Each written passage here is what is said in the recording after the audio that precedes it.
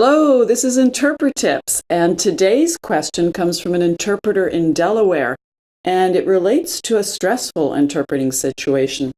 Here's the question. I had the opportunity to work with a family whose young son was receiving counseling for a disorder. The conditions that this family lives in are heartbreaking. The dad was deported because he was illegal in the country. The mom, who does not speak English, has to provide for the family and care for her children. This situation really touched me, and I feel the need to help. First, I am so sorry for the stress that both you and the family are going through. I have spent much of my volunteer life working with survivors of trauma, and then later on I spent years developing specialized training as a volunteer for interpreting for survivors of torture and trauma and refugees as well. So here are my answers. First answer of 3 is, if you can, get specialized training. There is training for trauma-informed interpreting or interpreting in vicarious trauma. Basically, any training that addresses interpreting and trauma will help you for this.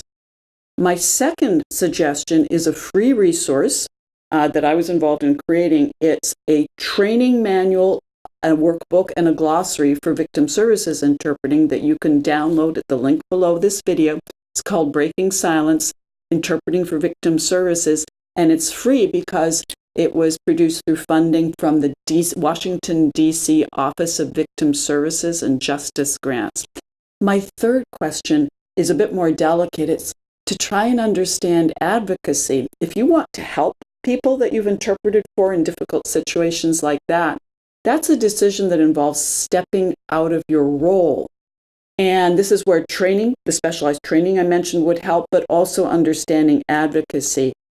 Sometimes, although you generally shouldn't step out of your role as an interpreter, it might be an extreme situation where you have to take that decision. I'm no longer acting as an interpreter.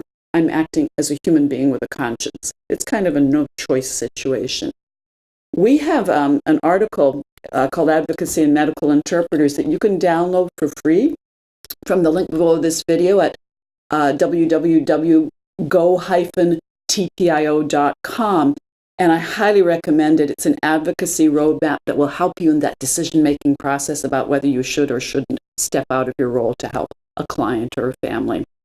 Hope these answers are helpful. It's a complex situation. Feel free to contact us if you have questions like this. Thank you. Learn today, earn tomorrow. Online training for interpreters is here. Just type go-tpio.com in your browser. If you enjoyed the video, please consider giving it a like and subscribing to our YouTube channel. For more information, visit us online at cultureandlanguage.net.